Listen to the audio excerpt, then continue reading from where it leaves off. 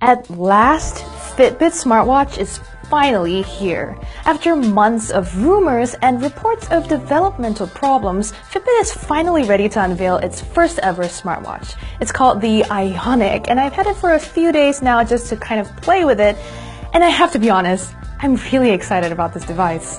There are quite a few new features to unpack with the Ionic, so let's dive right in.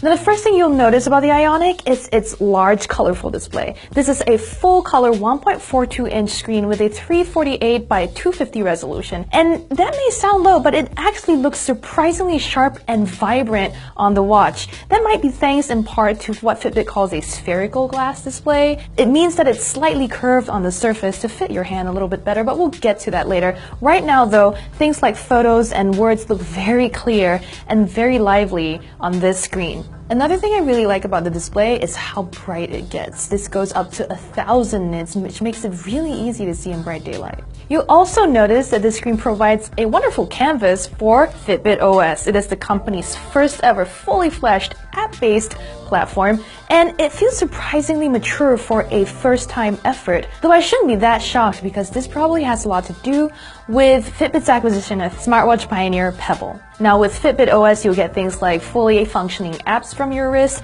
as well as features like Fitbit Pay, another new thing that was brought about with the Ionic. Now the watch has NFC built in, and you can use Fitbit Pay to buy things at stores that support contactless payments. This was really useful in my testing and actually worked. However, I'd be careful though because that was during a specific setup that Fitbit had for us. Whether it will work well in the real world will remain to be seen. You can use it wherever MasterCard's contactless payment system is accepted, and launch partners also include Visa and Amex, so that's a lot of partners on board already. Now speaking of NFC, the Ionic has a whole host of sensors, including an enhanced heart rate monitor, something new called a relative blood oxygen monitor, as well as onboard GPS. That blood oxygen monitor hasn't really been fully implemented yet, but it is something that Fitbit says will eventually help it detect and understand sleep apnea. Moving on then to GPS, which is something that's making its way to a lot of wearables these days. Fitbit's a little bit behind, but hey, it added this so that you can track your runs and your swims more effectively, and when you're using GPS on the Ionic, your battery will last for up to 10 hours continuously. That is pretty long, but also if you think about the fact that Fitbit estimates the watch will last for about 4+ days on a charge, that's longer than a lot of the competition. That estimate is in line with my experience so far. When I received the watch, it was at about 50% charged, and it conked out about 2.5 days of use, so that seems pretty accurate of an estimate. Coming back a little bit to Fitbit OS, some of the things that you'll get with this new system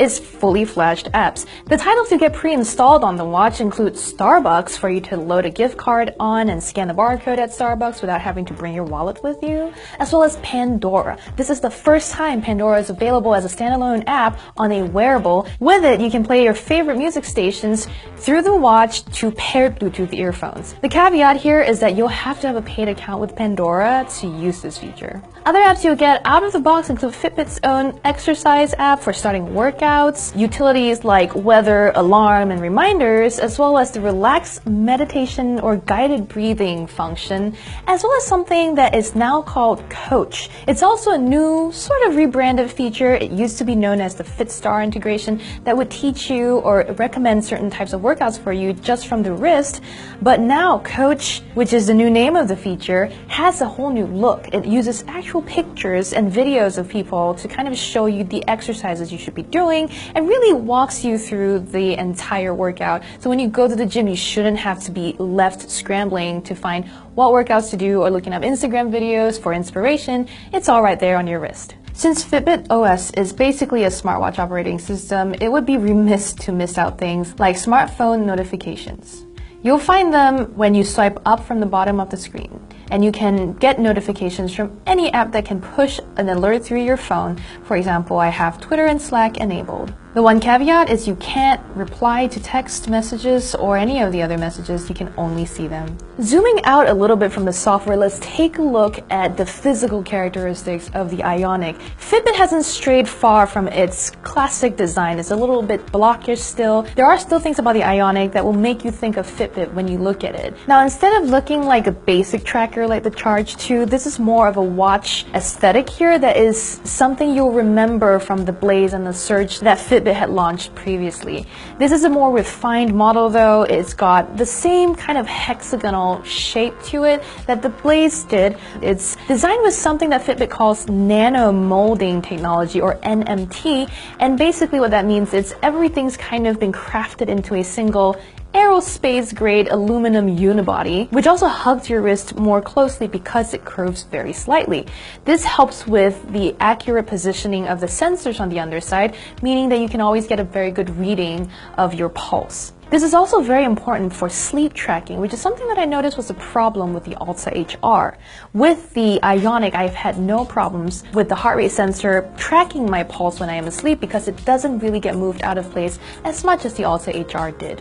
Another thing about the Ionic's design, it is waterproof, like a lot of other Fitbits have been, but in this case, you can actually use the Ionic to track your swim. So when I took it to my pool for a couple of laps, the Ionic was actually very accurate in detecting the number of laps I actually did, as well as the time I took to finish each lap. That was in part using GPS as well as something I entered into the app to tell Fitbit how long my pool is. Alongside the Ionic, Fitbit also released something called the Flyer, which is also another category first for the company. It is a wireless headphone set that is designed to accompany you on your workouts because it is sweatproof and durable. It can pair with the Ionic to play music from your wrist, or it can pair with a variety of Bluetooth devices, and at the same time, because it has Bluetooth 4.2, it can connect to two devices simultaneously, so you don't have to pick between your watch and your phone. The Flyer's battery is supposed to last for up to 6 hours of continuous playback, which is pretty long, much longer than your typical workout. My pink and white version is pretty attractive and it feels really sturdy and comfortable in my ear too. And each Flyer comes with a set of fins, tips, and wings so you can customize it for a better fit. To be clear though, this is not two separate wireless earbuds. They are connected by a cable, and on that cable sits a control box for you to manage things like the volume, skipping forward. All in all, the Fitbit Flyer is a very basic device for $130 later this year, so you might be able to find a better option from any of the more established brands out there like Jabra, Bose, or JBL. But if you want something that will work seamlessly with your Ionic, this is the option to go for. We've got a very good look at Fitbit's first smartwatch so far, but there's still a lot of testing that needs to be done before we know if this is worth the $300 asking price. It'll be available later this year in October, and we'll have our review up most likely before that. So hey, stay tuned to Engadget.com to see if the Ionic is worth your money.